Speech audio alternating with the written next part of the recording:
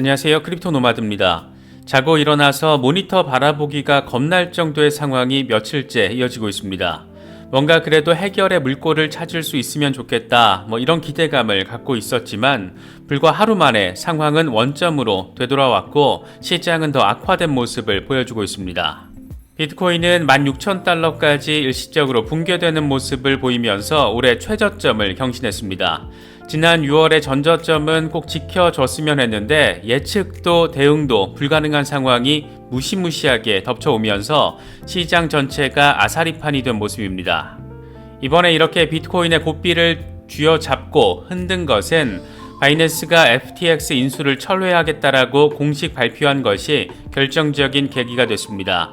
바이낸스는 FTX의 회사 구조와 재무 상황 등을 검토한 뒤에 FTX 고객에게 유동성을 제공할 수 있도록 지원하는 것이 목표였지만 우리가 통제하거나 도울 수 있는 범위를 벗어났다. 이렇게 공식적인 발표를 하면서 인수 의사를 철회했습니다. 대체 상황이 어느 정도길래 인수 의향서에 사인을 한 지 하루 만에 인수 포기 결정을 내린 걸까 싶기도 한데 월스트리트 저널과 블룸버그 보도 내용을 보면 유동성 부족 규모가 최대 80억 달러 수준이다. 부채에서 자산을 뺀 격차가 60억 달러 넘을 수도 있다. 이렇게 지금 전해지고 있습니다. 더 기가 막힌 것은 지금 이 사단의 1차적인 원인 제공자인 샘 뱅크먼 프리드가 자금 조달을 못할 경우에는 파산 신청을 해야 할 수 있다. 이렇게 직접적으로 밝힌 부분입니다. 정말 바라만 보고 있어도 이렇게 한숨이 나오는 그런 상황입니다. FTX 사태가 벌어지고 모든 사단이 이렇게 벌어지고 나니까 이제사 미국 SEC가 두 팔 걷어붙이고 나섰습니다. 우리의 문어대가리 아저씨 게리 겐슬러는 FTX 사태가 암호화폐 업계가 겪고 있는 패턴의 일부다. 이렇게 표현을 했습니다. 그러면서 지난 이틀 동안 암호화폐 업계에서 발생한 일들을 좀 뒤에서 바라보자라면 지난 6개월에서 8개월 동안 발생한 일들과 같은 패턴이라는 것을 알 수 있다. 이렇게 강조했습니다. 뭔가 규제권자의 입장에서 말하고 싶은 것 같은데 그럼 문어대가리는 8개월 전에 뭐 하고 있었냐? 이게 또 골 때립니다. 8개월 전, 그러니까 올해 3월 29일 오후 4시에 게리 겐슬러는 30분에 걸쳐서 샘 뱅크먼 프리드와 미팅을 가졌습니다. 샘 뱅크먼이 민주당에 어마어마한 후원금을 낸 직후였습니다. 이건 생긴 것만 문어처럼 생겼지 문어만도 못한 새끼인 것 같습니다. 여길 보나 저길 보나 한숨만 나오는 상황인 것 같습니다. 하도 기가 막혀서 이게 어디서부터 꼬인 걸까 이런 생각도 많이 드는데 이 시세가 폭락하는 것도 문제지만 시장 전체에 대한 전반적인 신뢰도 저하가 더 큰 문제가 될 수도 있지 않을까 그런 걱정도 갖게 됩니다.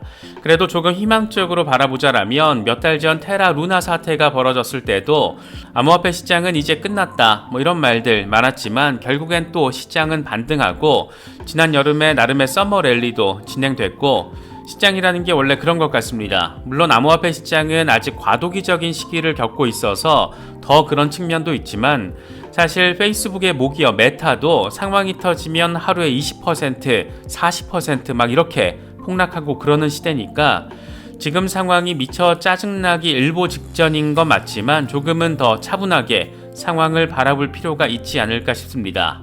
그리고 이건 그냥 드리는 말씀인데 제가 요 며칠 영상에서 살짝 거친 표현들 사용한 건 제가 화가 많이 나서라기보다 어디다가 하소연하지도 못할 분들도 많이 계실 것 같아서 저라도 좀 대신 화를 내드리면 어떨까 이런 생각에서 다소 조금 평소와 다른 표현을 사용했습니다.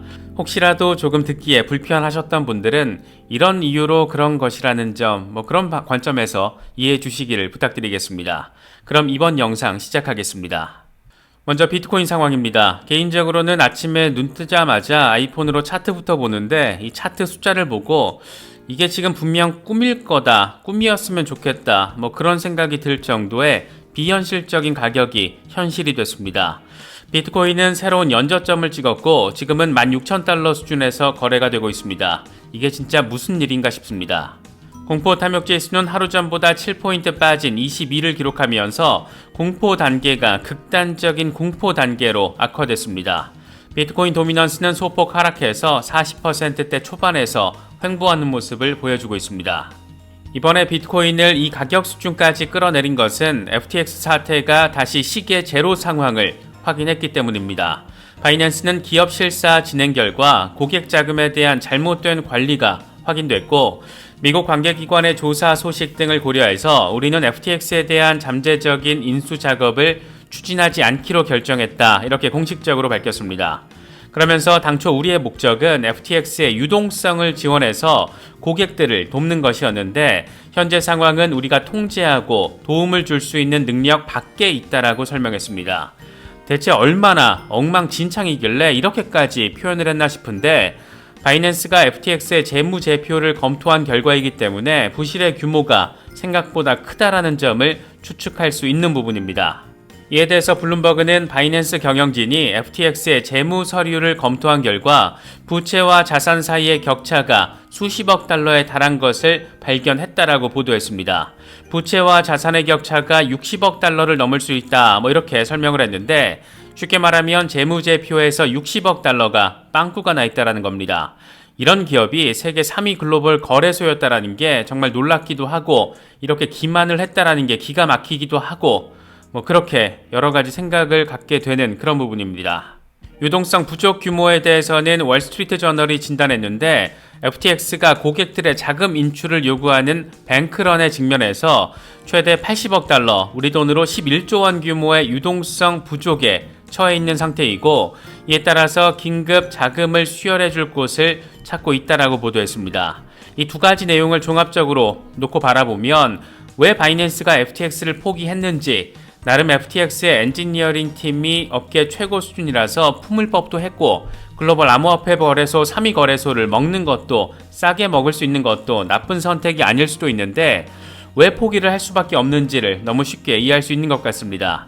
지금 고객들이 돌려달라는 내 돈이 80억 달러 규모인데 이 회사는 마이너스 60달러 빵꾸 상태인 그런 엉망진창인 기업이었던 겁니다. 황당하고 기막히기도 하고 어이없다. 이런 점잖은 표현으로는 도저히 설명되지 않는 그런 개같은 상황이라고 할 수 있지 않을까 생각됩니다. 사실 개인적으로 더 짜증나게 느껴졌던 것은 샘 뱅크먼의 멘트입니다. 사과와 읍소를 해도 모자랄 판에 자금 조달 못하면 파산 신청해야 할 수 있다. 이렇게 투자자들에게 메시지, 사실 조금은 거친 이런 메시지를 날린 겁니다. 물론 이건 지금 벼랑 끝에 서 있기 때문에 거대 자본 세력이 투자자로 들어와 있는 기업인 만큼 이들에게 마지막 도움을 요청한 것으로 바라볼 수도 있지만 최소한의 사과와 앞으로의 상황에 대한 책임 있는 모습을 보여주지 않는다라는 점에서 어떻게 이 산업의 리더라고 평가받았던 인간들이 이렇게 하나같이 이렇게 편편이 없나 그런 생각이 들기도 합니다. 얼결에 벼락부자가 됐으면 감사한 마음을 가지고 선한 영향력을 주면서 살아야 하는데 이것들은 하나같이 사기꾼 행태를 보이다가 하늘의 벼락을 맞게 되는 것 같습니다. 벼락의 끝은 벼락이더라. 이게 올해만 여러 번 반복이 되니까 나름의 원칙으로도 바라볼 수 있지 않나 생각되기도 합니다. 이렇게 FTX 내부 상황이 생각보다 훨씬 더 충격적인 것으로 알려지면서 암호화폐 시장 말 그대로 난리가 난 건데 여기에 더해서 일 다 벌어지고 나니까 이제서야 미국 금융당국이 FTX 자금 관리 등에 대한 조사에 나섰다라는 소식이 더해졌고 이게 또 악재의 강도를 더하게 만들었습니다. 블룸버그는 SEC와 CFTC가 암호화폐 거래소 FTX를 조사하고 있다라면서 FTX의 유동성 위기가 벌어진 상황에서 고객 자금 처리 방식, FTX와 미국 계열사, FTX US 그리고 관계사인 알라메다 리서치에 대한 부분이 조사의 초점이라고 보도했습니다. 여기서 재미있는 부분은 SEC가 FTX US의 암호화폐 대출 현황에 대해서 몇 달 전부터 이미 비공개 조사를 진행하고 있었다라는 겁니다. 이 같은 사실이 보도된 거의 비슷한 타이밍에 우리의 문어대가리 아저씨 게리 겐슬러도 한마디를 보탰습니다. 그는 지난 이틀 동안 암호화폐 업계에서 발생한 일들을 조금 뒤로 물러서서 바라봐라. 지난 6개월에서 8개월 동안 발생한 일들과 같은 패턴이라는 것을 알 수 있을 것이다. 투자자는 오랜 기간을 통해 검증된 퍼블릭 정책 가드레일을 의존하지 않을 때 피해를 입는다. 특히 레버리지와 관련해서 우리는 정보 불투명 등 문제가 발생하는 것을 봐왔다. 투자자는 더 나은 미래를 기대하지만 그들의 미래는 거기에 없다. 암호화폐 투자자들은 상처를 받고 있다. 이렇게 설명을 했습니다. 친절한 게리, 지금 우리의 상처까지 걱정을 해주고 있는 겁니다. 그럼 지난 6개월에서 8개월 사이에 이 시장에서 우리가 이렇게 큰 상처를 받고 있을 때 이 양반은 뭘 하고 있었냐? 정확히 8개월 전인 그러니까 지난 3월 29일 오후 4시에 겐슬러는 샘 뱅크먼 프리드를 포함한 FTX 고위 관계자들을 떼거지로 만나서 30분 동안 미팅을 진행합니다. 이 시기가 지금 문제가 되고 있는 것은 샘 뱅크먼이 민주당의 고액 정치 자금을 후원한 직후다 이런 말이 나오면서 역시 겐슬러는 개자식이었어 이렇게 해석이 되고 있는 그런 상황입니다. 8개월 전에 업계에서 가장 많은 정치 자금을 쏟고 있던 암호화폐 거래소 고위 관계자들 창업자를 만나서 땡큐 정치 자금 떠마니 있다고 소리나 했을 텐데 지금 와서야 우리 상처를 걱정해주고 있는 겁니다. 문어는 을이라도 있지 이건 생긴 것만 문어지 정말 문어 빨판만도 못한 인간인 것 같습니다. 상황이 이렇게 흉흉하고 어이없다 보니까 암호화폐 업계 당분간 시장의 부침은 불가피하다 이런 전망도 나왔습니다.